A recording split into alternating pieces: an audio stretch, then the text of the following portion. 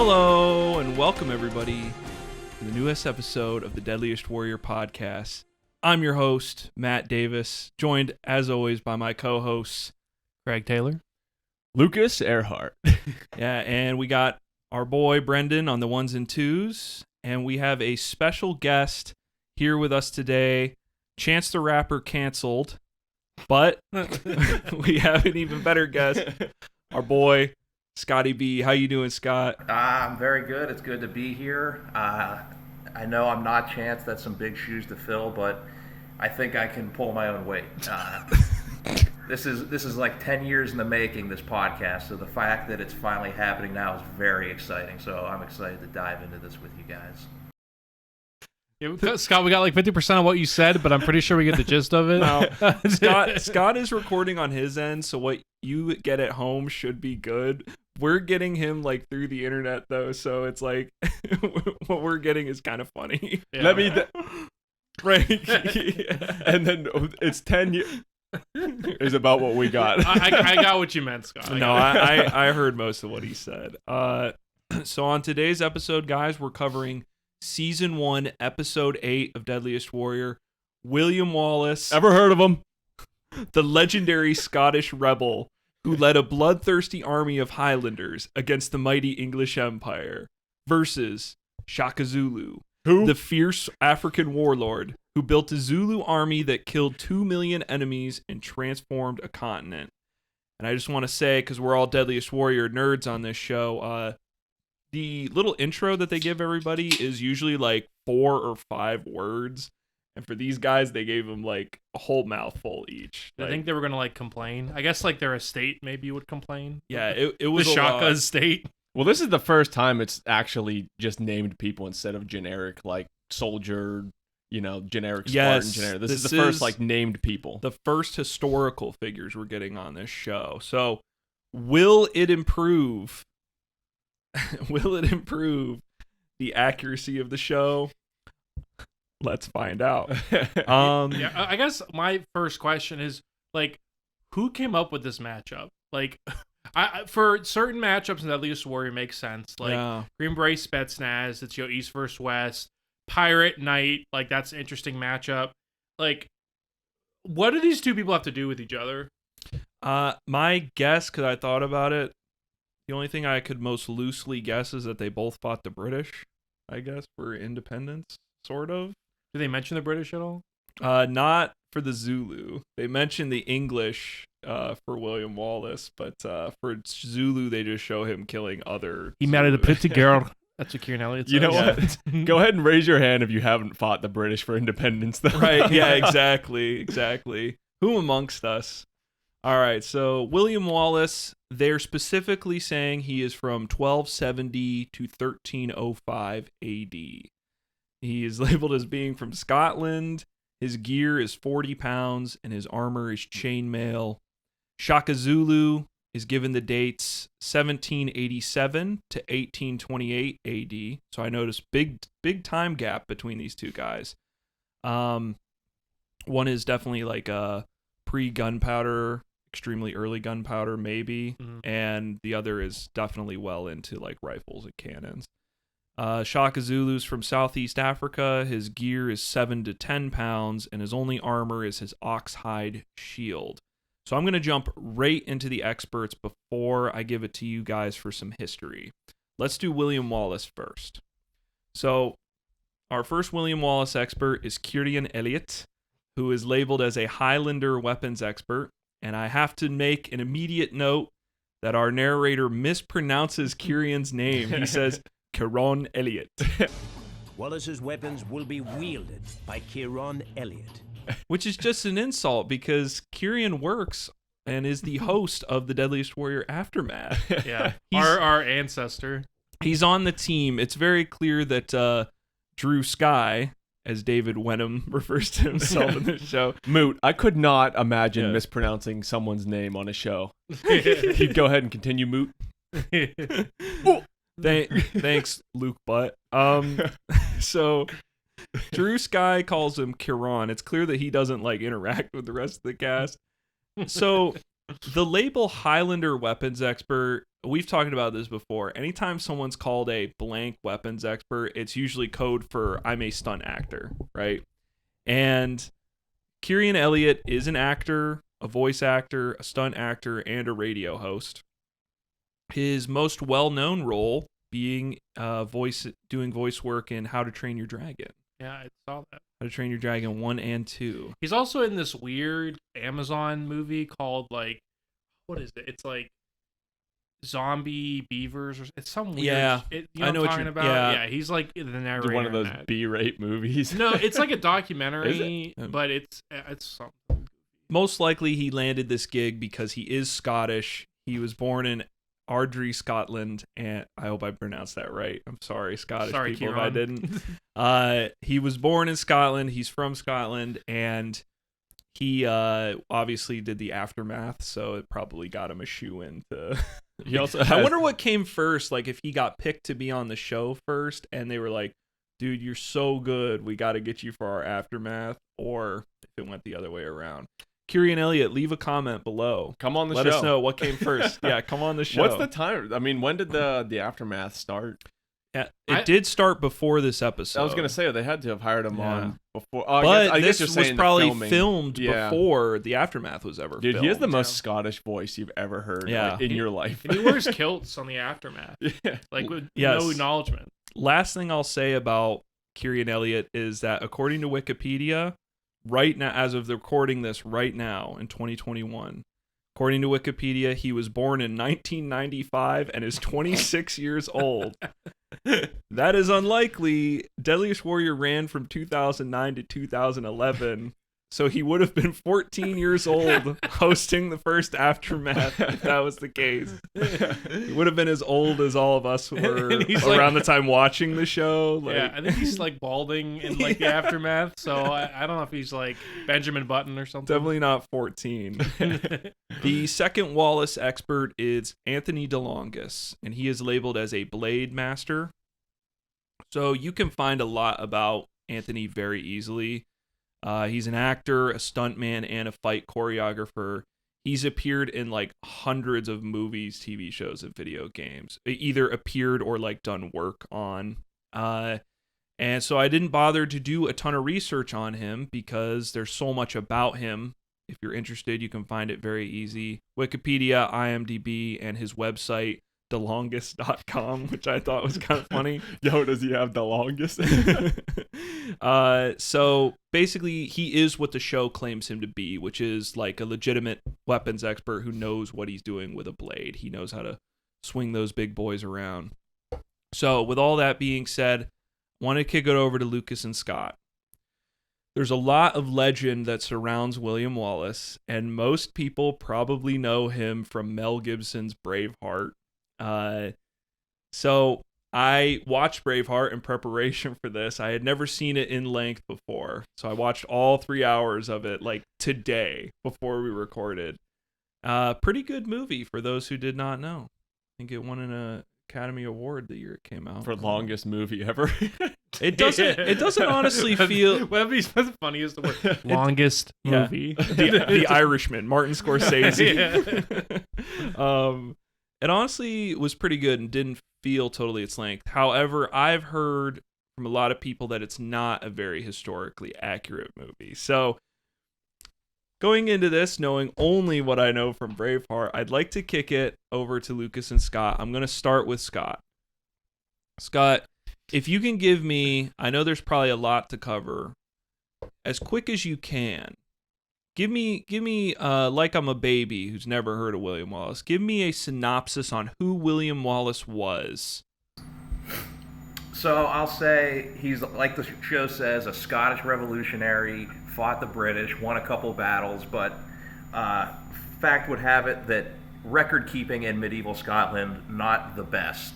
So a lot of what we know about William Wallace is just myth and legend. So maybe Mel Gibson may be a little bit more on to William Wallace's legacy than what we gave him shit for before.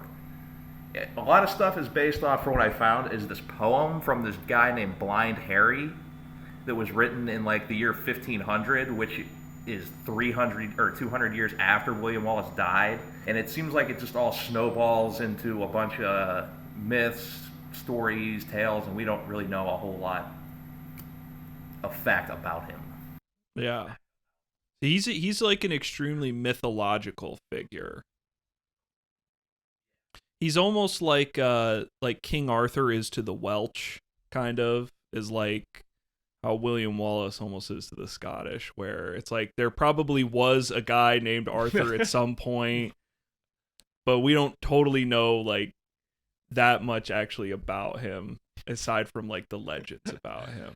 So I guess, Lucas, I'll kick it over to you, and Scott can add anything if he wants to. I just want to ask, what are some of his notable achievements, and what is his lasting legacy in Scotland? All right. This is going to be my longest segment of this little episode. Go ahead. I'm going to keep it as quick as possible. We hear you. We're going to kind of keep this one a little bit shorter. Yeah. All right. So 1995, the movie Braveheart came out. It is regarded as one of the most historically inaccurate movies. So here's just a little short list of what it gets wrong. William Wallace's origins. The wardrobe is completely inaccurate for the time. Many people in the movie did not exist. The Scots did not paint their faces in battle. It was the Battle of Stirling Bridge, not just the Battle of Stirling. Isabella of France never met William Wallace. The Battle of Falkirk was wrong. No one stopped in the middle to shake hands. That was just weird. Is that the Battle of Falkreath? Is that what it was? No, I'm making a Skyrim joke. Oh, sorry. Well, you caught me in me admitting I've never actually seen the movie. Right. So Yeah. And Robert the Bruce never betrayed Wallace. So some of the actual history, I'm going to run you through just a quick history lesson. William Wallace, born in 1270. This all comes, as Scott was saying, with speculation. Okay. There is very little actual recorded history of who William Wallace was. The best recordings come from just the battles that he participated in, and they're still kind of like debated. So he was the son of Sir Malcolm Wallace of Elderslie. So in 1296, King Edward I of England imprisoned the Scottish king, declared himself the ruler of Scotland. So there was just kind of like sporadic resistance and just little battles kicking off against the English. And so Wallace then had his first appearance in 1297, where he had a band. There was a band of about 30 Englishmen.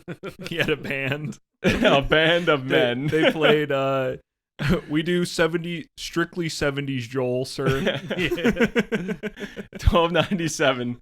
There was a band of about 30 men burned It's a big just band. an English place and killed its English sheriff. And then let me cut through some of the crap here for Yeah, you. go ahead. So Wallace just kind of started attacking little bits of like these English men. He started like having his first making his name for himself. Then on the morning of September 11th, 1297, the English began to file across a narrow bridge at Stirling River, and then Wallace, in position, held back their troops until about half the English crossed the bridge, and this was one of the real famous battles, where then he crossed the bridge in the sudden fury, and then killed pretty much anyone who crossed the bridge, and forced the others to retreat, and a lot of them drowned. So it was almost free of English occupation temporarily. Historically, the second worst event that's ever happened on September 11th. Oof. So, blah, blah, blah. Some more battles. People move around. What was it? All right. So Wallace then returns to Scotland, is knighted, and gains the title Guardian of the Kingdom. Then in 1298, King Edward I crossed the Tweed River and moved toward Wallace's army and forced Wallace to move back. Skip a little bit through history here. And then King Edward was kind of half-starved. His army was running low on reserves by the time they were, approaching Wallace, and he was debating retreat. But then he heard that William Wallace was awaiting him near Falkirk, and then that is where that battle happened. That is probably like the most famous battle. And the English and the Scottish army met in a large battle. Thousands of Scots were slain, including very notable leaders. And Wallace had kind of got defeated a little bit in this battle and pushed back after this, and he kind of lost his military reputation, and he resigned his title of the Guardian of Scotland and retired that way. Was he tortured to death in That's next. Okay. All right. Then the next 4 years are kind of uncertain. And then in 1304, most of Scottish nobles submitted to Edward of England. And then in 1305, William Wallace was arrested near Glasgow and carried to Dumbarton Castle, then London. August 23rd, 1305, the year he died. Spoiler. Wallace was conveyed to Westminster Hall and condemned to death with no trial. The same day he was hanged, disemboweled, and finally beheaded and quartered. And his head was set on the London Bridge. And then that old Bruce guy came along and won independence for Scotland a year later. In 1306. Robert the Bruce. So yeah. I had about 3 pages of that. I read you about half a page. Okay. So I saved you all a lot of time there. Yeah. Scott, do you have anything to add about William Wallace and his legacy? Yeah, I got a couple things. I read one thing. There was a rumor that maybe he fought for Edward the First because he won all these battles, so he speculated that he could have military experience. They say his seal has an archer insignia on it. Wallace, the name, was derived from an Old English word, Woolish, meaning foreigner or Welshman. So there's theories that his family could have came from Wales. Like Lucas said, the first big thing we know in terms of his fighting against the British was him killing that sheriff. There's also the rumor that's speculated. We don't know if it's true or not. I think a lot of people are on the side that it's not true. It comes from that poem from old Blind Harry earlier, that the sheriff killed his wife. You see it in Braveheart, but it seems like a lot of people said that's just fluff to give the story a little bit more pizzazz. Yeah, because in this episode, Kieran Elliott says that they killed his wife and he just went absolutely mad. So that's always seems to be part of the Wallace narrative, but we don't actually know if he was like married or not. Dude, finding any certain information is impossible. Yeah. I could listen to different podcasts, read stuff, and it seemed like everything contradicted itself. Like contradicted sources, so you don't know what to believe. The Battle of Stirling Bridge, apparently after it, there was this guy, his name was Hugh Cressingham. He was a treasurer for Edward I in Scotland. Apparently they flayed him and made his skin into the sheath of William Wallace's sword, which is, There's rumors that after he was the treasurer, right? Yeah, I guess he got a souvenir from old Stirling Bridge to remember it by. There's rumors after he was defeated at Falkirk, he went to France to ask the French for help against the British because those two had a great relationship. There's also rumors that he went to the Pope in Rome to see if old Popey would help him out. And for all the stuff that we speculate, like we don't know a whole lot about William Wallace. The one thing it seems like we do know about is how he was killed. Just because the British made sure they had the whole, I guess, BBC of medieval England on site for that. They, like Lucas said, they dragged him by the heels through London. They quartered him. They cut his bowels out in front of him, and then they lit them on fire just to flex even more on him. And then, chopped his head off, put it on London Bridge.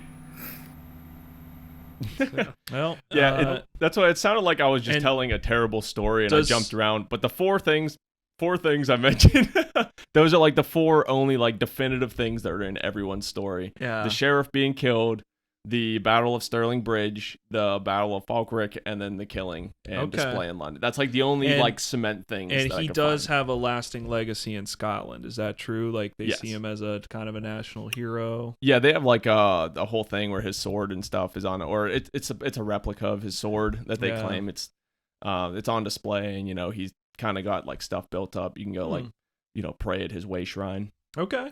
All right. That's an Elder Scrolls joke. we like to slip them in there on you guys. CV Halo and Elder Scrolls jokes. Ever heard of them? Yeah, ever heard of them?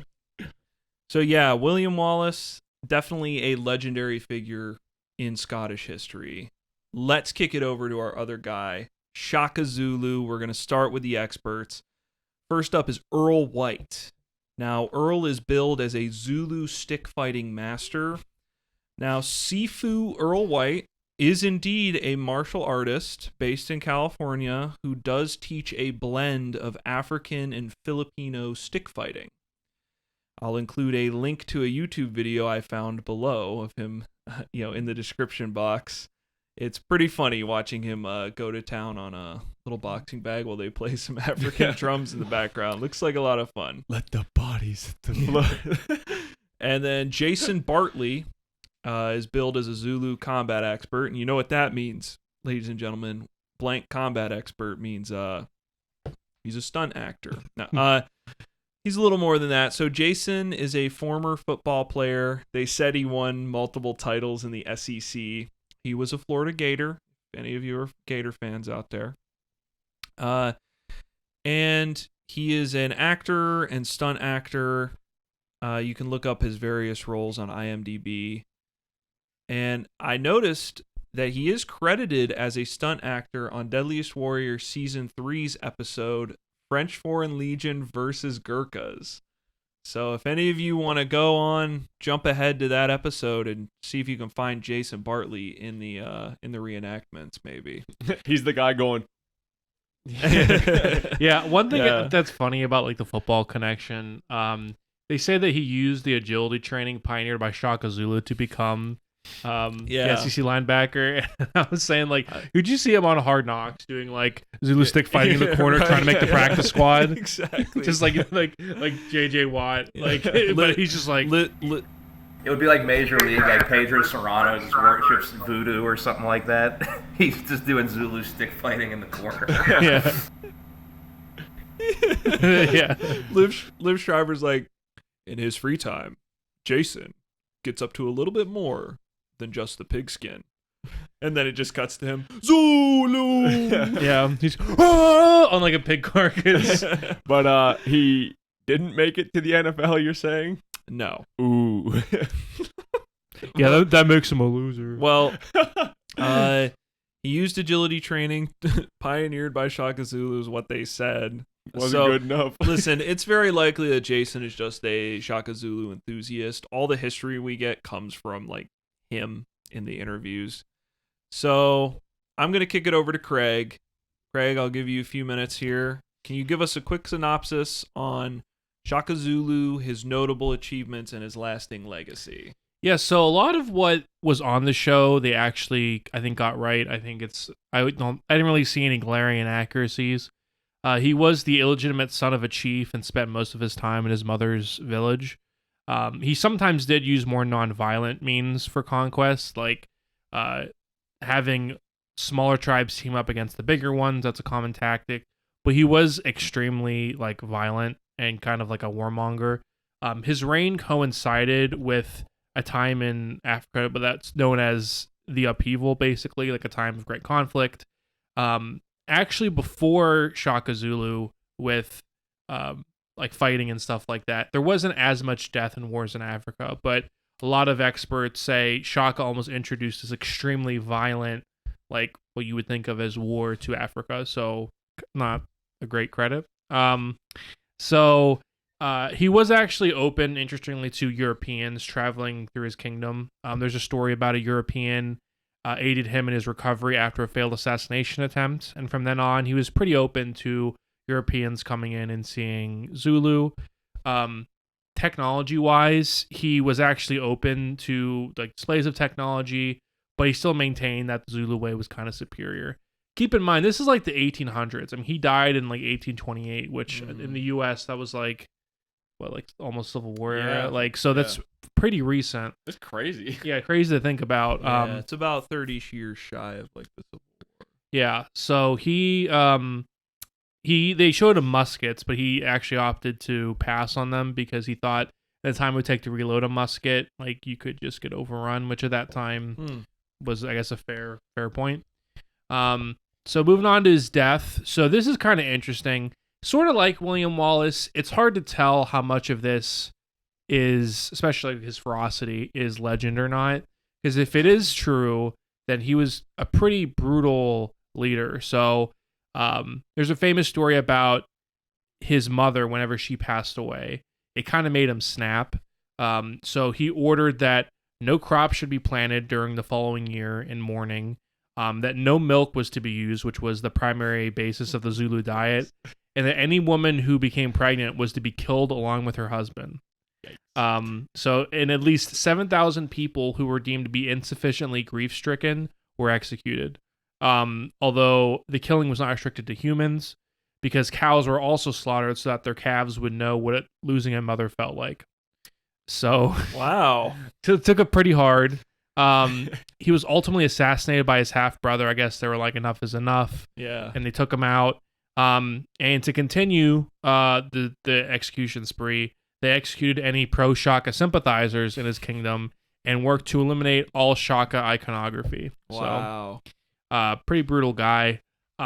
There's a little bit more I have on his military philosophy. Do you want to save that for maybe later on? Or Yeah, because we'll touch on both these guys, I'm sure, as the episode goes on. I wanted a quick synopsis on like what they were known for. So yeah, he was a very brilliant mind. He was known for what's called like the bullhorn formation. I can't really describe it. I'm not smart enough, but just Google it. Yeah. But yeah, he was very wise and very good tactician. Yeah. Sounds like. Yeah. Yeah. Very successful warrior. All right. Well, with all the history covered, I think we can jump in to the weapons. So, up first at mid-range, we have William Wallace's Claymore. It's statted at 4.5 feet in length, 5.5 pounds, and made of carbon steel. So, Anthony DeLongis wields this blade for most of the episode. I feel like they just brought him on just to have that, do the flips and twirls with it. Anthony claims that Wallace specialized in beheading people. So to demonstrate this, they have Anthony decapitate 3 skulls that are mounted on chunks of meat, and the claymore does successfully slice clean through each of them in one stroke. I guess from what I'm hearing from you guys, it's probably not known if Wallace was specialized in beheading people or not. It's probably part of the legend. Yeah, part of the lore. Yeah. Real quick, another thing that Anthony says is it says it could cut a man in half, but he refers to it in school terms as hot dog style in half, not hamburger style in half. And what a wasted and missed opportunity of just seeing him try to chop a full ballistic gel body in half hot dog style we could have seen. Yeah. Yeah, that would have been wonderful. Do they make full bodies for ballistic gel? No, you can. They did yeah. on Mythbusters, I think. Yeah.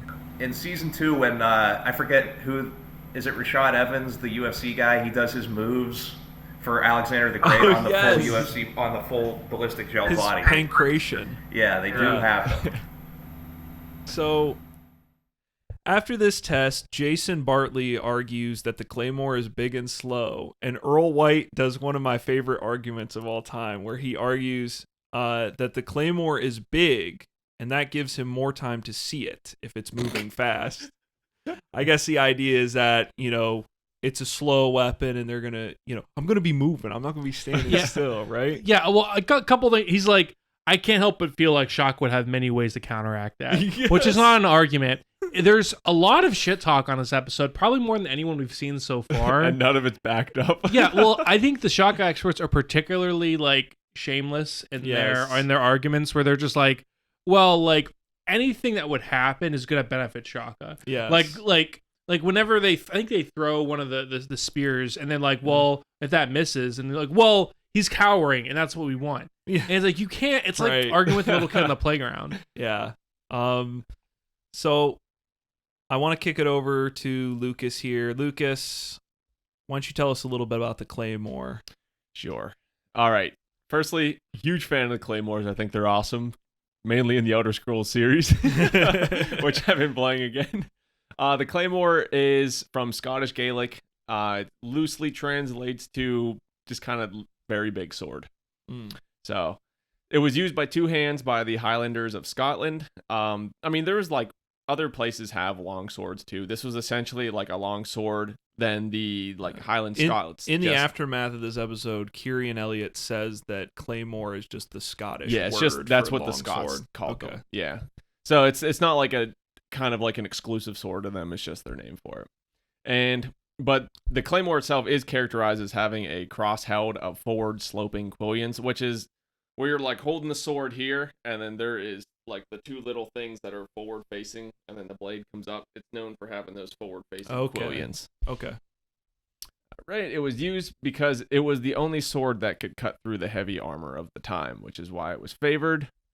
Now, we covered earlier that Wallace died in 1305. Everything I could find online, I'm not doubting that he used it, but everything I found online said the claymore, the earliest date I could find was 1350 and used in service from 1400 to 1800. So that's a little bit of conflict. I mean, did he have a big sword? Who's to say? Yeah. But the claymore was invented in 1350, apparently. Gotcha.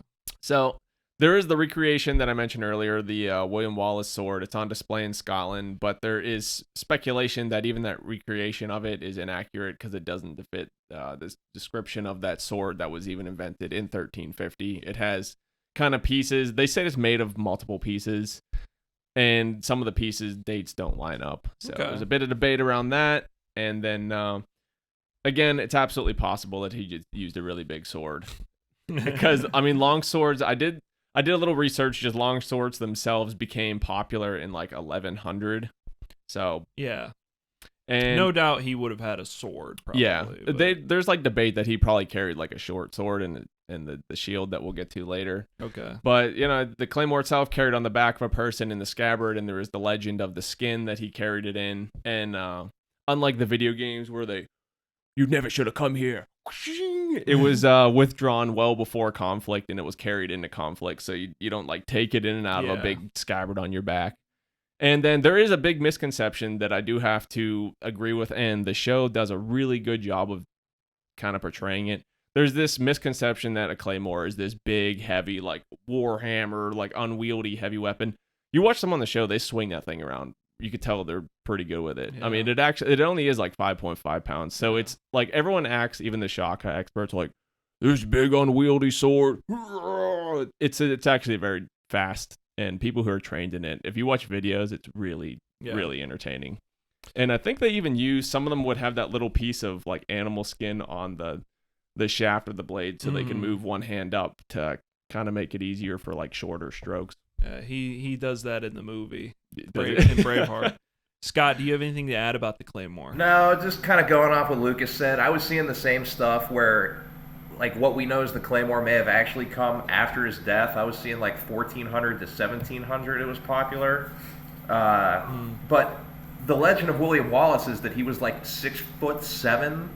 So naturally, like, he could have, a 6'7" guy is going to need a big old sword. So I mean, yeah. And then that the one he's talking about that's on display, I read this big Wikipedia article that's just like, this thing, it didn't first appear until 200 years after he died, then it disappears again, then it reappears. It's made of all different parts, so it's probably not his sword, but who knows. But he was a big guy, he probably had a big sword.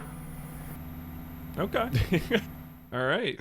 And the last thing I'll add, I kind of already said it, but I did keep track in this episode, and this weapon does appear in Braveheart. So I kept track. So I think I know which weapon doesn't. You'd be surprised. Really? In the Zulu weapons, we have the Ikwa at 2.5 feet, 1.5 pounds, made of iron and wood.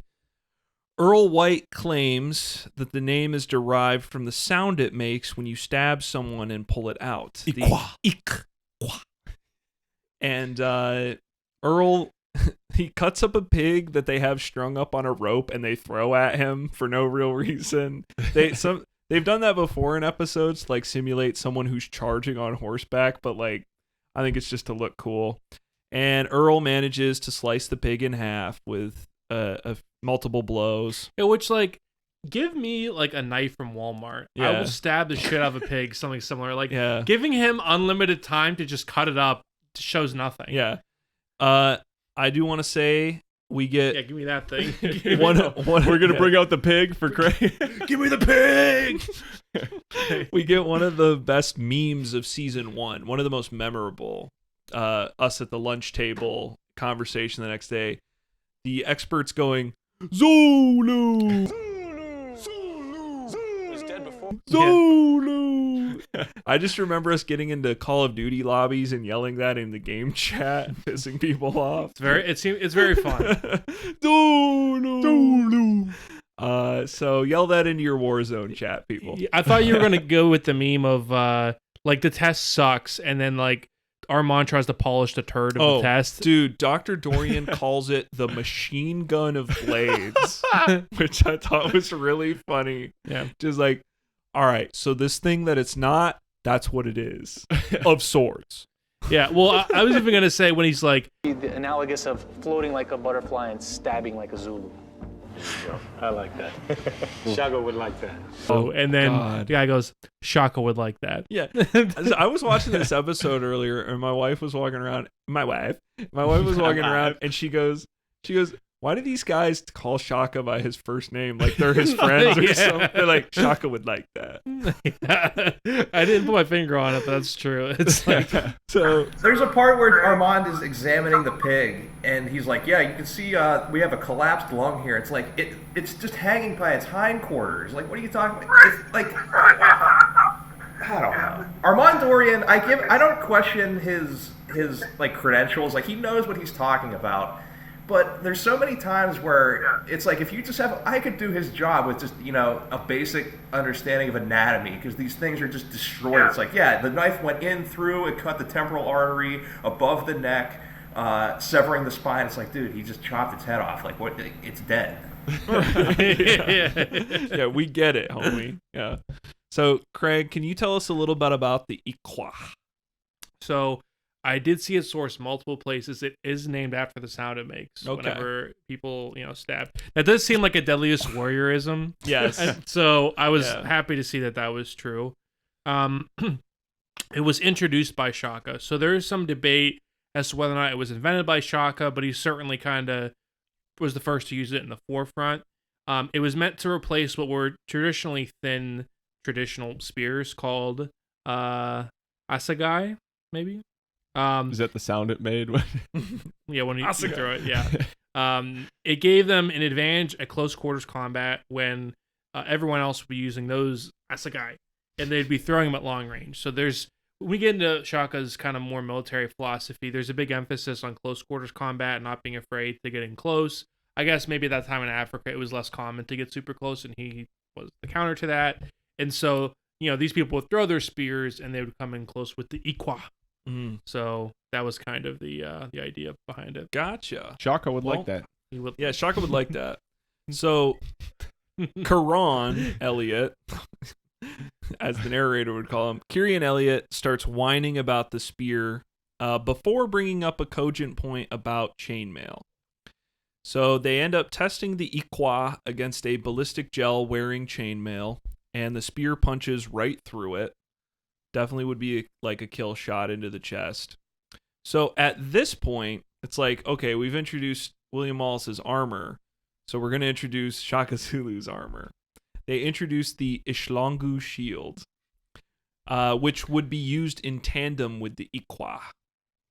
So the narrator says that some Zulus claim that the Ishlangu could stop a musket bullet, which has always cracked me up. So the Ishlangu is statted at 4 feet, 3 pounds, and made of wood and ox hide.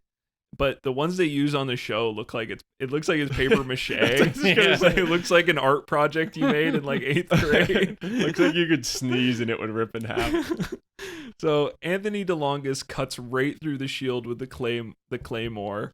And we get one of my favorite Jeff moments of the episode where he goes, "I'm lucky you didn't go through the load cell as well."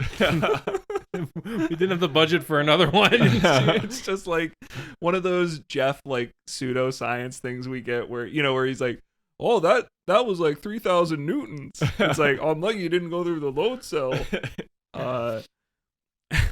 They end up giving the edge to the claymore for its killing potential. Does anyone disagree with giving the edge to the claymore? Well, did you want the history on the Ishlangu shield? Oh, yeah, go ahead. Give us the history on the Ishlangu. Yeah, so it means to brush aside. That was okay. one of the strategies. That's where it came from. I guess that's kind of a lot of shields do that, not just the Ishlangu, but it was intended to used to hook other warrior shields. I think they mentioned that where like there's like a hooking element to it. It is multi-purpose too, so they'd use it to hide. They would use it to protect themselves from the weather, for ceremonial purposes, for dancing. It also can be used as a drum, musical. It was seen as I don't know what the word would be. Like they were very valuable to kings, and it was considered honorable if you would return your shield to your king. If a warrior lost his shield, they were seriously punished. So these are extremely important pieces of Zulu culture, and it gets ripped through like a piece of paper. So, I have a question for you, Craig, that I just got on the spot.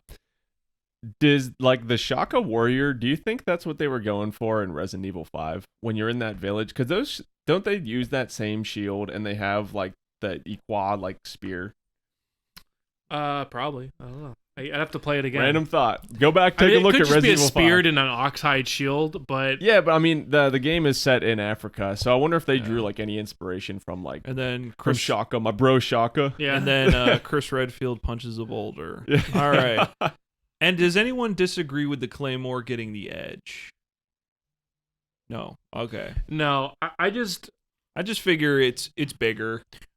Plus, well, I guess one other thing with the shield too, that's another like really bad Deadliest Warrior excuse. We don't rely on the shield. I'm glad. We don't rely on the shield. I'm really glad for your sake. The movement, the agility, and the speed, and the mindset. The Zulu mindset is not to stay and take it, or else we would have developed a stronger shield. Okay, so you made a weak shield on purpose. We can get into why Shaka Zulu doesn't wear armor. Yeah. Probably. There is a funny thing going into these tests. They start off and they say, I think it's Earl White says that the Ishlangu along with the Iqua is the heart of the Zulu warrior, and then they cut right through it, and then he's like, we don't rely on the shield, and it's like, yeah, right. So moving out to long range, we get a couple spicy memes here. Number one is the ball and chain wielded by William Wallace. The most embarrassing test of the entire, maybe the entire series. The hard cuts. Labeled as 3 feet, 12 pounds, and made with an iron ball and a steel chain. The narrator claims it can be used for either melee or throwing, and despite it definitely being just intuitively to my eye like a much better melee tool, they make it his long range weapon. So Kyrian throws it at 3 chunks of ice. I think this is the first and only time we get ice used as a prop. What is the advantage of the ice test? Maybe to see like bone, like how it would bone smash? density, I guess. I don't know. They were out of jail doors. So if it hits the ice, it's visually more appeasing than if it would hit like a gel or the foam or a pig. So there's whatever. yeah. Yeah, If it's probably it true. hits. And Jeff records it and he's like, that's 50 newtons right there. On the 16th attempt when it finally hits. He does say that it's like getting hit by a motorcycle going 16 miles an hour, which is oddly specific. Yeah. A motorcycle weighs like on average like Lot 500 more than pounds, 12 not 12 pounds. pounds. Yeah. So Kyrian throws it at these 3 chunks of ice and he misses the first 2 throws. And he's from like 2 feet away. Yeah. And then on the 3rd throw, he lands dead center and it like knocks the ice apart. Yeah. Well, here's the thing. He misses at least 2 times.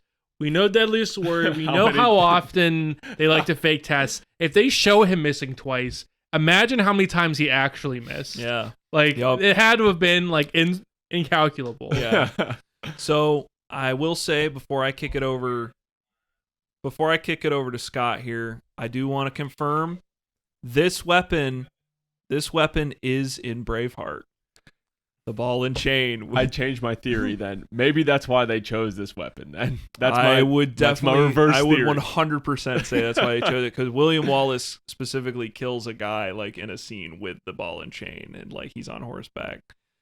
Scott, I'm going to kick it over to you. Can you give us a little bit of history about the ball and chain, and was it really used as a combat weapon? So I looked everything. I searched ball and chain, Scottish weapon. I searched everything, and I feel like I don't know when it goes to you, Lucas. You could correct me. I couldn't find anything with this being used as a long range weapon for Highlanders or William Wallace or anything. to me, it just seems kind of impractical because it's like you could carry a 16-pound ball, or you could just make like a bow and arrow and carry arrows. I'm pretty sure it was bow and arrow and spear that they used for range. And so, like you said, it gets used. You get multiple shots versus one ball. Yeah. Yeah. Probably more distance with a bow. But like you said, it gets used in Braveheart, and we're towards the end of the season, so I think they're just like, we need new weapons on here. We've seen bows and spears, so let's use the ball and chain.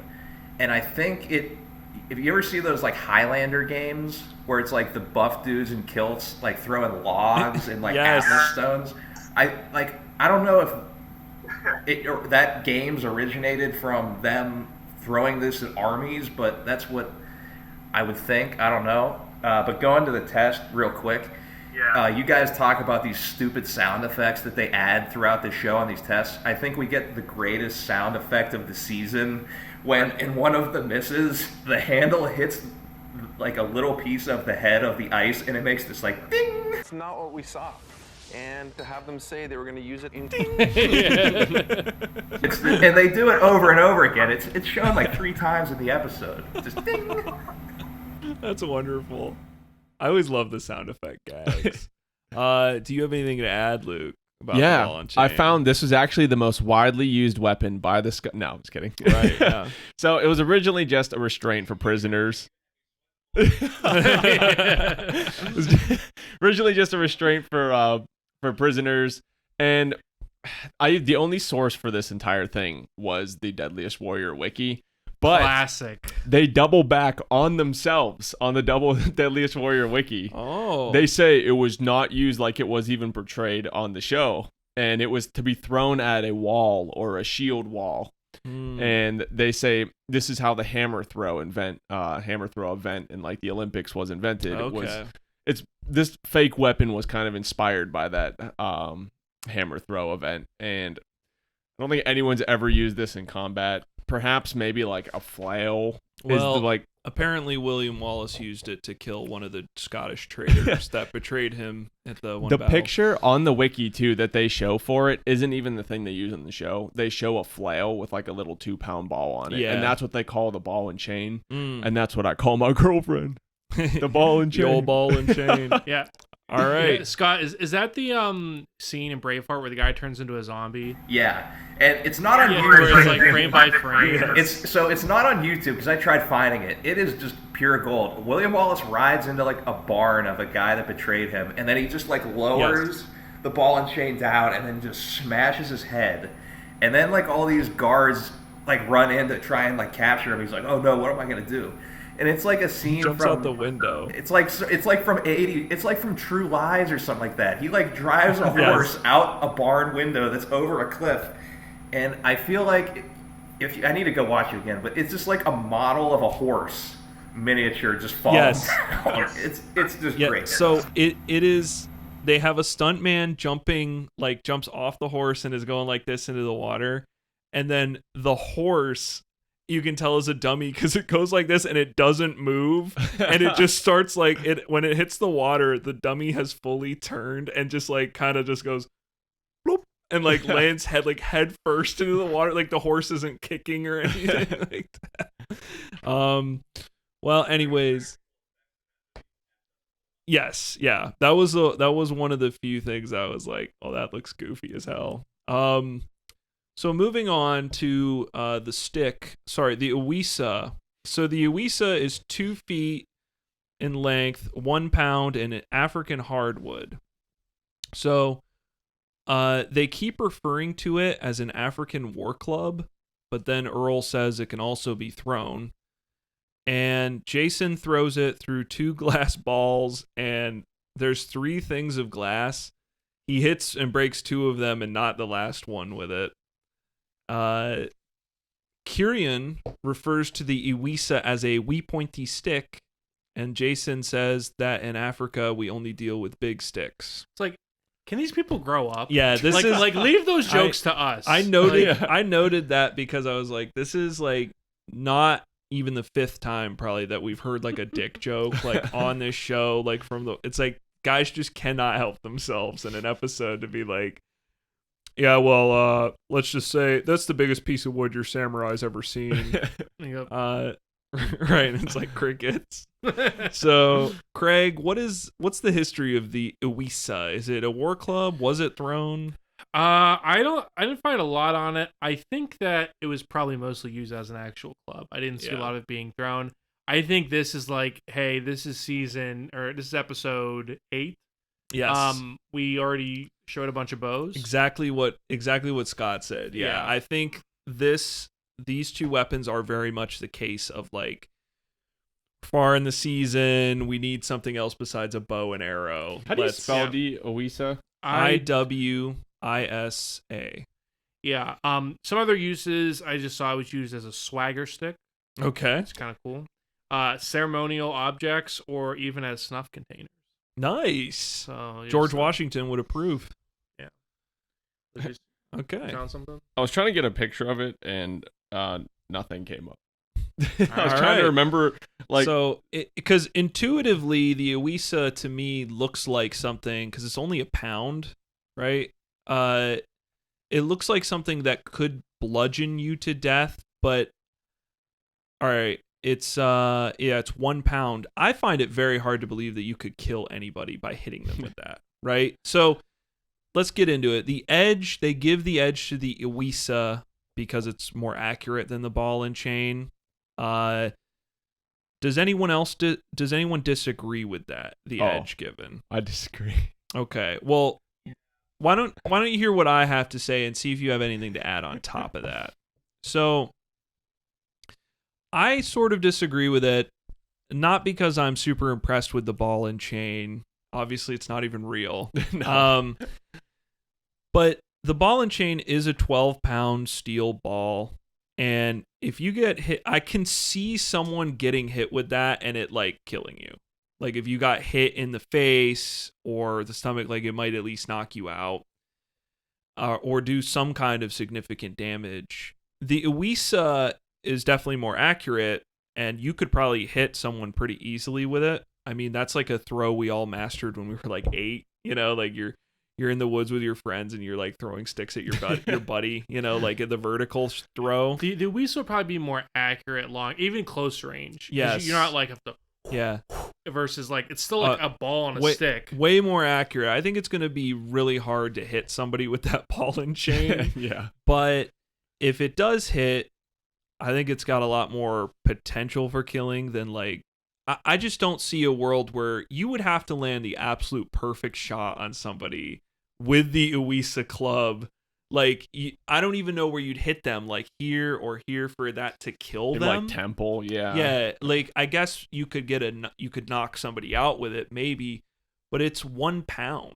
Like, you know what I mean? Imagine getting hit with something that's 1 pound. It just is. What I want to see is what the Iwisa would do to a block of ice.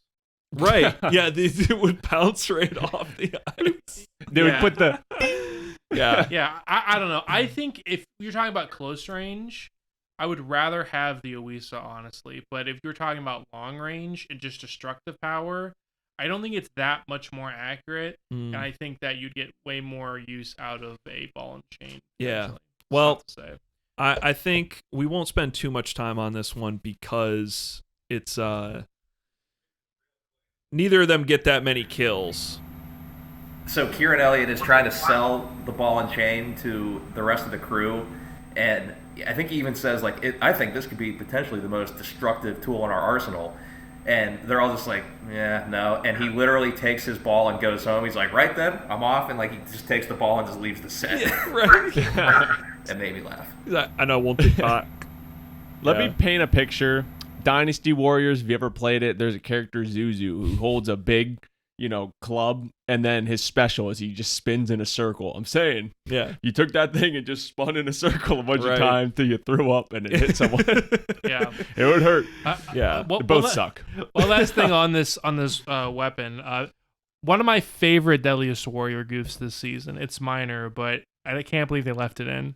So Jeff has this quote. He's talking to like one of the Zulu experts. He says, so I'm guessing we're going to have a lot higher of an effective range on this. Am I white? And he says like right and wrong at the same time. And then he goes like, This African war club is a lot lighter than what we saw with William Wallace's ball and chain weapon. So I'm guessing we're going to have a lot higher effective range on this. Am I right? This You know, like you do in real life, if you fuck something up and it's like, I can't. You just look at his face. I'll put it in the edit. And he's like, am I white? I love it. If you guys watch me at home, it's really funny. Throw it in. Throw the clip. I'll throw it in. I'll throw it in. Yeah, throw the clip in, Craig. Am I right? Well, moving on from these, because neither of them to get that many kills, They suck. we can move into short range. So, first up, we got William Wallace's Warhammer. It's listed as 27 inches, 2.5 pounds, made of wood and steel. Anthony goes up and he smashes a skull, and then he tests the spike end on a ballistic gel head, and it goes right through to the brain. I guess I'll kick it over to Lucas. Can you tell us a little bit about the Warhammer that we see? Sure. Let me tell you about the Warhammer and something I ran into with the Claymore too. They're in every fucking video game ever, because anytime you type in like either of these, that's all you get is like, the Elder Scrolls, the World of Warcraft. That's the only info you can find on But do these you mean things, like but the thing Warhammer or like the actual Warhammer? there's the game Warhammer too. Yeah. Like that's all you get anytime you try to look these up. But the real thing that I could find is not quite what's portrayed. The show's pretty accurate, where it has kind of like a small hammer head on it and the little, pike pointy end. A lot of time, I think people think of the Warhammer, it's this like big ass heavy thing, kind of the same instance with like the Claymore, where everyone thinks it's kind of big and unwieldy. In reality, I wouldn't even call it a short range weapon. It's probably more of like a medium range, because it's usually used as like a pole arm similar to a pike. It could be used against, horseback, anything like that. And they could actually be even a little bit longer than the show says. And they have that blunt end and they have the stabbing end. So the blunt end would be hit on like helmets or against the chest to kind of, break some ribs or cause concussions. And then that pointy end was capable of penetrating armor, so, cause some bleeding. And they would use them on the legs of horses to incapacitate them and knock the rider off. So pretty brutal. Yeah. And because Wallace is, again, shrouded in mystery, I could not verify if he personally used the Warhammer. The dates even on it are a little bit fuzzy. It was really hard to find anything about what a real Warhammer is. Okay. So whether Scott, he used it or not, who knows? Scott, do you have anything to add? A lot of what he said, it was, from what I found, it was a development to kind of counteract advancements in armor. Swords would just kind of bang off armor, so this was something that could like do blunt damage through the armor or punch through it. It was funny when I Googled Scottish Warhammer, the first two results were the Deadliest Warrior Wiki and a movie prop auction site where you could bid on Mel Gibson's Warhammer he used in Braveheart. Braveheart. Did you bid? Because I can confirm, people, this weapon does appear in Braveheart, and William Wallace uses it. We're 3 for 3. And then so I figured I should switch up my Googling, and so I just searched Scottish Hammer, and all I found was the Cleveland Browns punter, I believe his name is Jamie Gillam, because apparently he's a Scottish rugby player, and his nickname is the Scottish Hammer, so... That's awesome. Well, I guess we can move on to the Zulu axe. Zulu axe is listed as 30 inches, 2.5 pounds, made of iron and hardwood. And Jason cuts up a leg of beef with it. It should be noted that this is a two-handed weapon, while the Warhammer is a one-handed weapon. However, the Warhammer is not tested like in tandem with a shield at all, which I only want to remark on because I bitch about that every episode, that they don't test stuff with shields. They finally do it in this episode. They test the Iqua in tandem with the Uwisa, and then they test the Dirk in tandem with the Tarj, as we'll see in the next... I meant Iqua with the Ishlangu. And then they test the Dirk in tandem with the Tarj, which we'll see in the next weapon set. But for some reason, they don't test the Warhammer with the shield. And I bring it up because it's like, okay, Is he using the Warhammer with the shield in the sim, or is he not? Like, It's 'cause he weird. could. The real Warhammer should be longer than it should be a two-handed like pole arm essentially. Yeah. Yeah. So you think so? from what I've seen, Brendan yeah. Brendan disagrees. Brendan, you want to get on the mic? Hey, there's a mic right there. No. He doesn't want to get up. He's sitting down reading about the IRA. All right. Well, that's next week, people. Let's get into the Zulu axe, Craig. Can you tell us a little bit about it? This will be quick. Not a lot of info, but I believe it was designed to remove shields, which sort of ties into Shaka's like philosophy of not just another war axe, but something that's multifunctional, and him being a tactician. So that's about it. That transitions nicely into the edge. So they end up giving the edge to the Zulu axe. It's either Max or Jeff says it's got greater killing power, but then Dr. Dorian gets on and he says, I'm going to give it to that because it's like multifunctional.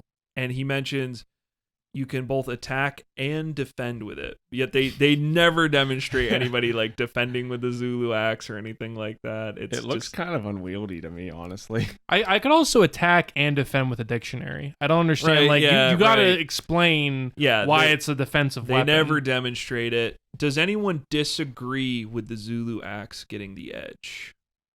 Okay. You want to go first, Lucas, and then Scott? Short maybe? and simple. The Zulu axe just looks unwieldy to me. I'd rather have like the Warhammer. It looks more practical as like a real weapon. Okay. Scott, do you have anything to add? I don't have Okay. anything to say. I'm fine with that edge. Yeah, I guess I would say I agree. I think the Zulu axe is a better weapon because it's bigger and it does a lot of damage. But I guess my problem with it is that it's another case of the show testing like a two-handed weapon against a one-handed weapon and then saying, well, the two-handed weapon's better.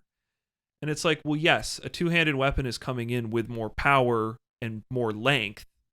But the reason one-handed weapons exist is so that you can use them with a shield in your other hand, which offers a big advantage. And I think is a lot more interesting question to ask yourself. What's better? A smaller weapon with a shield or a bigger two-handed weapon? I think it's just a more interesting question of debate. The Zulu axe is a little weird though to me because it just looks like a little boomerang on like a stick on another It's like stick. the crescent moon shape, I Yeah. think. Yeah. Well, we can move into special weapons because this is where I think really the only controversy of the episode starts to happen. So William Wallace brings two. He's bringing the combination of the Targe shield, which is 21 inches in diameter, 5 pounds, wood cowhide with a 10-inch iron spike on the front of it, and the Dirk dagger, which is 20 inches, 1 pound, a steel blade with a wood handle. And I would like to remark right out the gate, neither of these are in Braveheart. This is the only weapons that this shield and this knife. I was looking so hard in Braveheart because there's a lot of shields that look exactly like the shield we see, but none of them have an iron spike on them. I couldn't find any, and I was so upset. Can I tell you what's funny about that? Why? Statistically, based off of the real thing in the time era, this was most likely what William Wallace would have used. So I thought about that. I was like, these are the only ones we haven't seen in Braveheart, and I was like, so that probably is because they're the only real weapons. But I would say, just to cover the test real quick before I kick it over to you guys. So Kyrian tests this weapon he charges and plunges the Targe through a gel torso, and then he stabs the Dirk in the like neck or like the skull area, and he does like just the most guttural like I like how Jeff before the test kindly asked if he can place the accelerometer on his wrist. He's like, can I put this on your right arm? And Kieran's like, yeah. Is that okay? Can I do that? He's very nice about it. Okay, perfect. So if I put this accelerometer right here to get that impact velocity, it's not going to bother you at all? No, not at all. And I have written here, this is the first and only time on this show the weapon is tested in tandem with a shield, which is actually a lie because they test the Iqua with the Ishlangu, but Ishlangu, I guess, didn't stick out in my mind as an impressive weapon. I I guess I meant it in an offensive way, because the Ishlangu's not getting any kills counted in the sim, whereas this is among the category with the Spartan shield and the Viking shield as to like shields that are used as weapons. Yeah. But they finally, it's funny because like arguably the most lethal shield is the one they finally give like a knife to. You know what I mean? I know the Spartan shield ends up getting the most kills out of everything, but like intuitively, like a shield that's arguably the only one designed specifically as an offensive weapon, they finally give it a knife, and it's like it's like, I'm kind of proud of you, Deadliest Warrior, but I'm also not. It makes I can tell you did it for the wrong reasons. It doesn't make any sense. Scott, I'll start it out with you. You want to talk a little bit about the Tarj and Dirk combination? Tell us a little bit about it. Yeah, from what I saw, yeah, like the Tarj actually was used in the Wallace area, or Wallace era. Fun fact, apparently, I could be wrong, the Tarj shield was used by bowmen for target practice, and that's apparently where the word target comes from. I don't know if that's true or not, but I read that. It's just like you said, simple shield, wood planks covered in leather, covered in like brass studs with the iron spike on it. Do you want me to get into the Dirk, or should I just stay with the Tarj right now?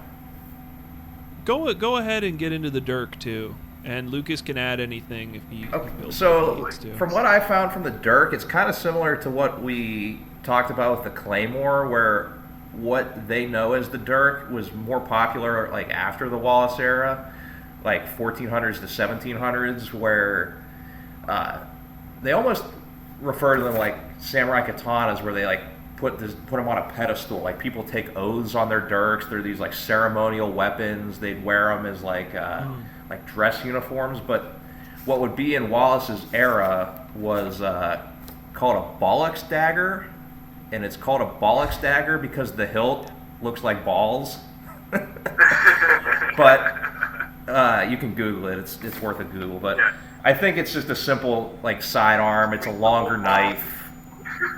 Yeah, I don't have much more than that. Okay.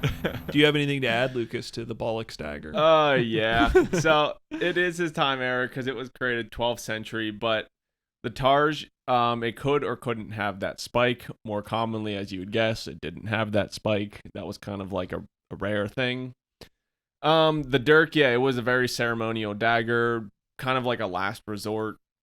And they had this Dirk dance that they would do where it was a dance that like imitated a knife fight, which look that up. Yeah, hilarious. I think that's an emote in Fortnite. It's a Dirk dance. Look up the Dirk dance.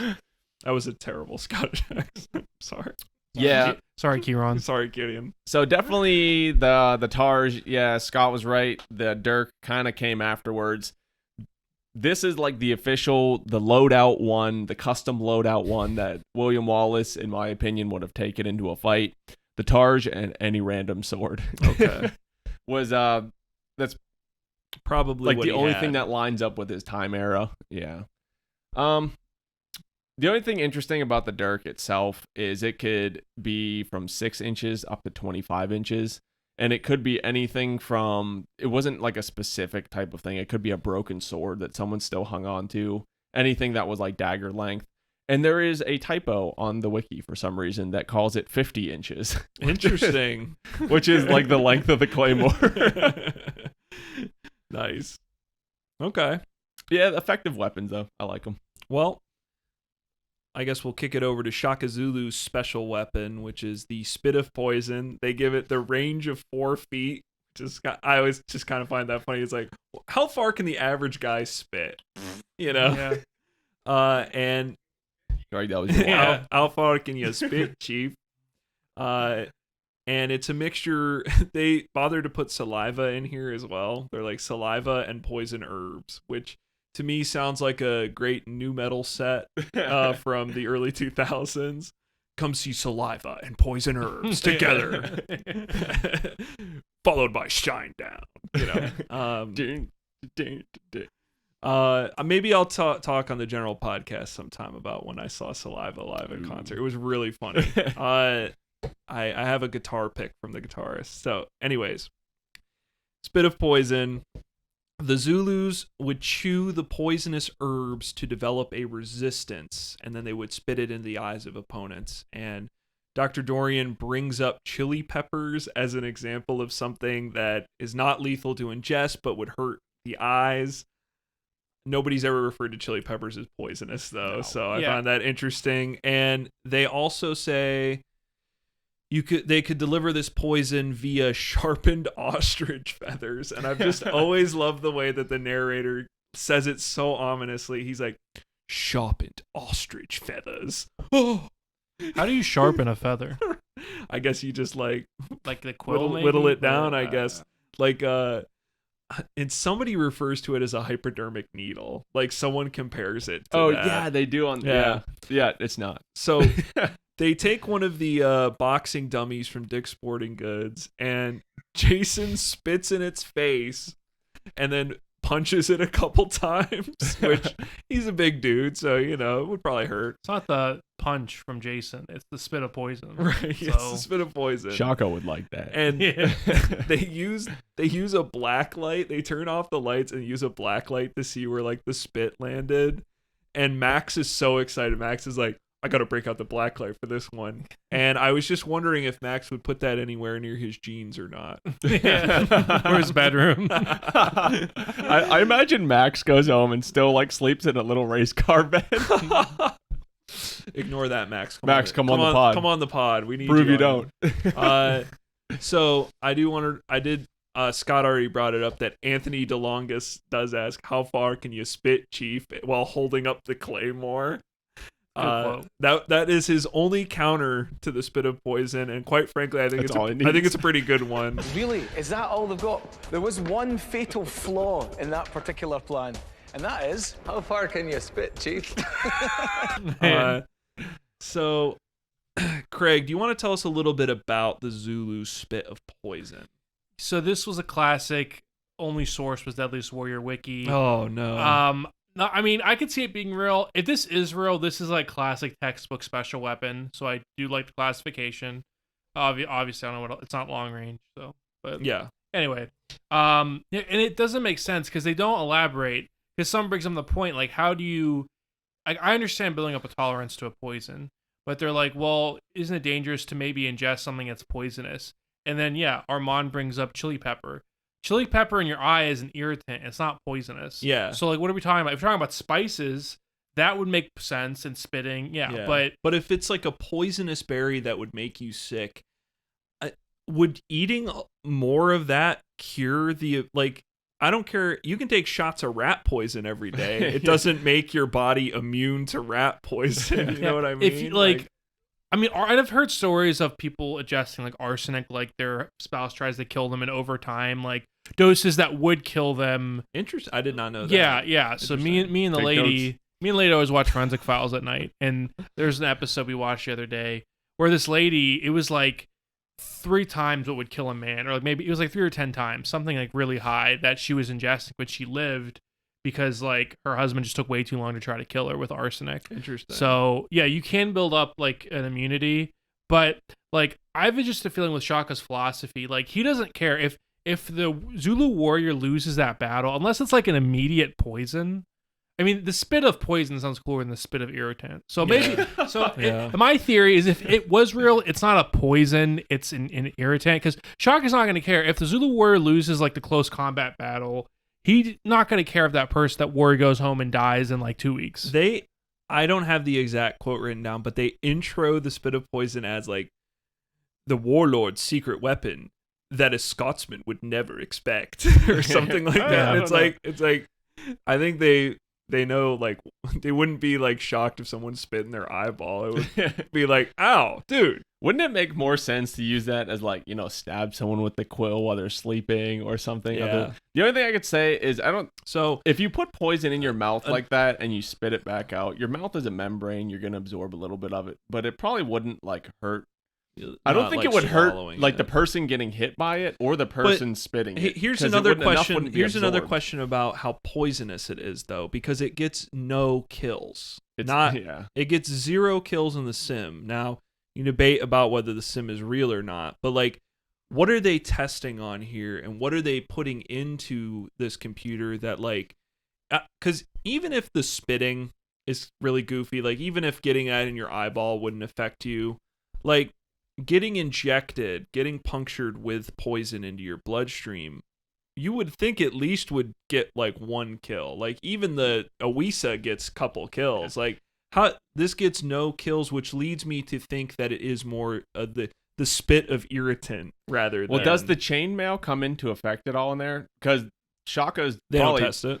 Well, yeah, I mean, but Shaka's normal people, just based off the climate, would probably be, no armor, naked. Yeah, essentially. Yeah. But then, they're going up against this cold weather guy with armor. I'm thinking way too much into this. Yeah. About my theory, what happened? Max copy pasted the stats from the Black Egg. Yeah, and agreed. Then that was it. Probably. So they end up giving the edge to the Tarj and Dirk. Jeff says because it's 2 weapons and they're both lethal, unlike the spit of poison. Now, I'm not taking any complaints from anybody that might disagree with this edge. It's invalid. You're not allowed on the podcast. So I definitely agree that the Tarj and Dirk get the edge. I guess it just brings up a frustration because we see the shield trope coming in on this episode, but this is the second time we see a non-lethal weapon being brought on. And it reminded me exactly of the Ninja Black Eggs, where why is that being used as its own weapon category? Because when we go into the results here, I think we're going to see that it's a big deal when it comes to this matchup specifically. And I don't know why Deadliest Warrior is giving a non-lethal weapon to somebody. Like, if you want to give something like a Black Egg or a Spit of Poison that's going to stun an enemy, at least do it in conjunction with something like that, a dagger that or something. is lethal. Yeah, I'm like, sure they use daggers. Like, I always wondered in that Ninja episode, and I guess I give them a break because it's the pilot, so they're figuring things out. But, like, that Ninja episode, it's like the Black Egg is the mid-range weapon against a spear. Why not give the ninja a Black Egg in conjunction with, like, a sword? Or a Dirk. Right? Yeah, or a Dirk. Like, it could be, like, Black Egg and Ninjato versus Spartan Shield and Short Sword, I think, is a lot cooler matchup, even for the show, than Black Egg versus Spear, right? And so you get the same thing in this episode where it's like, why not give them the Spit of Poison in conjunction with maybe something like a Zulu axe or whatever. They could even add a weapon. I don't know. Like, just, it's a stunning weapon. And so in a show where you only get a certain amount of weapons and the winner is determined by how many kills those weapons get, giving a non-lethal weapon to somebody is a huge disadvantage to them. Yeah, and in the beginning, Jeff says all these weapons are designed to kill. Yeah. And obviously not. Yeah. Can I hand out my award? Sure. This, I think, is the worst weapon of season 1. I would have to agree. I would take the Black Egg like that over this, because at least I don't have to ingest my own poison to, I to tell deliver you what, would spitting like a poison berry into somebody's eye even like do anything? Because that's what I was if getting you're at getting earlier. shards of glass in somebody's eye, you could be blinded for a couple minutes at least. Yeah. I know which I would choose, is what I'm saying. I would rather get that berry in the eyeball than a freaking shard of glass in there. Like, that's what I'm saying. This is most detrimental to the person using it. Yeah. You put poison in your mouth is going to absorb that poison, so whatever, they have their immunity to it. But they spit on someone's face. Your face doesn't just like absorb poison either. Maybe a little bit in your eyes. Right. Yeah. It would have to get in the eyes. It's not. I don't think that would even kill you, even with like, unless you have like an instant death, like super strong poison or something. Yeah. Like a mild poison isn't going to kill you if a little bit gets in your eye. Lucas, how do you put that poison in your mouth? Don't you feel that? Yeah. Sure, I do feel like I'll absorb. Yeah. Thank you. Does anyone have anything more to say about the Tarj, the Dirk, or the Spit of Poison before we talk about the reenactment and the results? I'm good. Okay. Reenactment, I don't really have anything of note unless someone else does. I have a couple things. This goes to reenactments throughout the episode. I don't know why William Wallace's footage is really blue. I guess they don't want it to look like LA because it's the same field they always shoot in. It's got to look like it's cold. Yeah. And there's a funny tweet that I remember went around, like, I don't know, maybe like a month ago, just talking about how certain actors in period pieces, they don't have the faces for it, and they just have like a face that looks like they know what an iPhone is. That's how both of these actors look. Yeah. They don't sell it for me. Like the other warriors look fine. Like the pirate looks like a skeevy little pirate. Yeah. Like, the gladiator's like, Yeah. he's a gladiator. Even the Viking in his terrible costume sells it. Has much the better. face of a Viking. Yeah. This dude looks like you'd see him at GameStop. The William Wallace guy. The Shaka Zulu guy looks like you'd find him at Best Buy. Like, I don't buy Games. it. Yeah. Assassin's Creed Valhalla is really good. Yeah. So that's all I say is I don't like the casting. The Shaka Zulu guy's on there doing like TikToks. He's got like a TikTok channel where he's just doing dances on. He's like savage love. He's doing the Dirk dance. The Dirk dance. Well, anything else about the reenactment, guys? I don't really remember. I thought it was honestly. funny that they were like in Africa, and I was like, okay. William Wallace be sweating. He's sweating in that armor.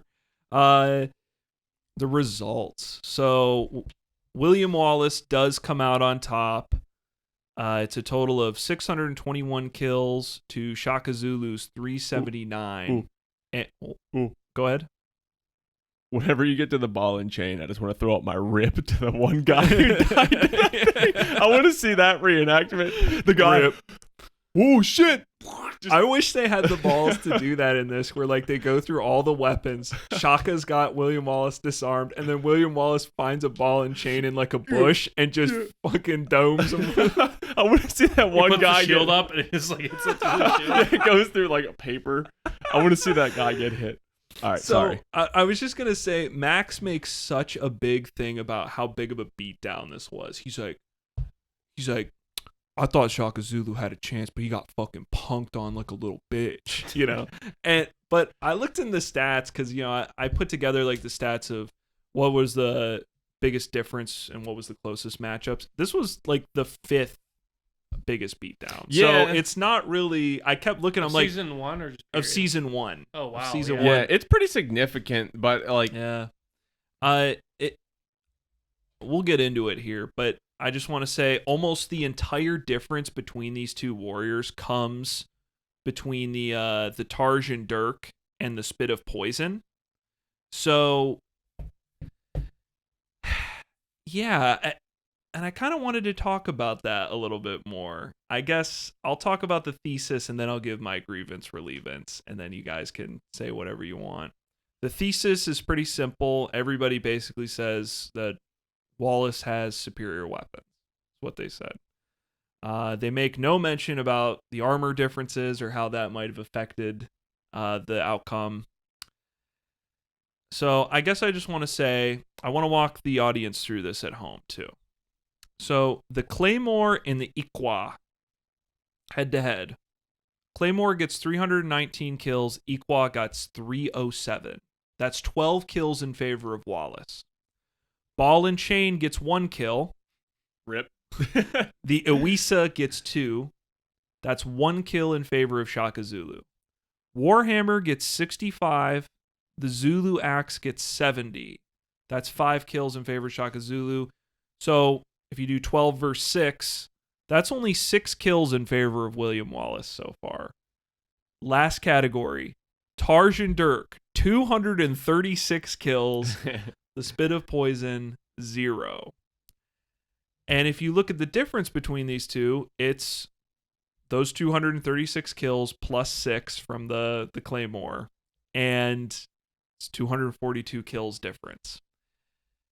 I guess my biggest grievance relievance is that whatever you want to say about tactics or armor even, the reason William Wallace wins this episode, arguably, is because they give Shaka Zulu a non-lethal weapon. And then in that same category, give William Wallace not only a lethal shield, but a knife in conjunction with it. I mean, even the Dirk versus the Spit of Poison is like, the Dirk gets the edge. So I'm not really super bent out of shape because I'm not saying William Wallace couldn't win against Shaka Zulu.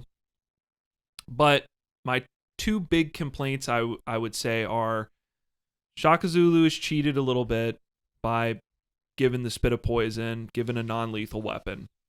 And the second thing I would bring up is that all of Shaka Zulu's weapons are real, and a lot of William Wallace's weapons are debatable. So, again, I'm not saying William Wallace didn't have tools that could get the job done. I just think we're judging this episode on this podcast. And I would say this episode let me down a lot. Like, I was excited watching it, but when I looked at the results and, heard about all these weapons, like the validity of them or not, I was a little disappointed because I was like, they portray it as like William Wallace giving this beat down to Shaka Zulu, and really Shaka Zulu kind of gets butt fucked a little bit. Like, non-lethal weapon and a lot of made up weapons, not made up, but maybe historically inaccurate weapons given to William Wallace. Yeah, the weapons themselves are valid. Just William Wallace himself is kind of like,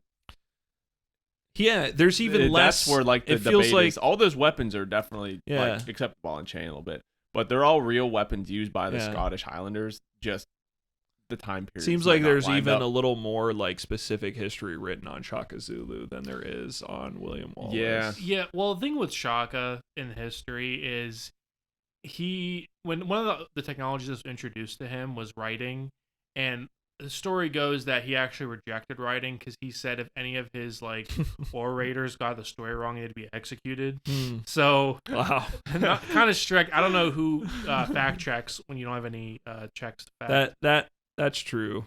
But- That's a great point. So I guess because I wrote on here, do we agree or disagree? And I guess I was getting my opinion out first and saying I definitely disagree with like the thesis of the episode, because the thesis is like superior weapons, and it's like, well, kind of subjective. I mean, he does have superior weapons in that he's got more of them than Shaka does, but I don't know. Why don't I kick it over to you guys? I've given my opinion already here. I'll be brief. I don't have a lot to say. I don't necessarily agree or disagree with the result. It's just I guess one interesting stat blurb is that the Uwisa gets 2 kills, although it gets the edginess category, which is kind of funny. Yeah. So even though getting one more than the ball and chain.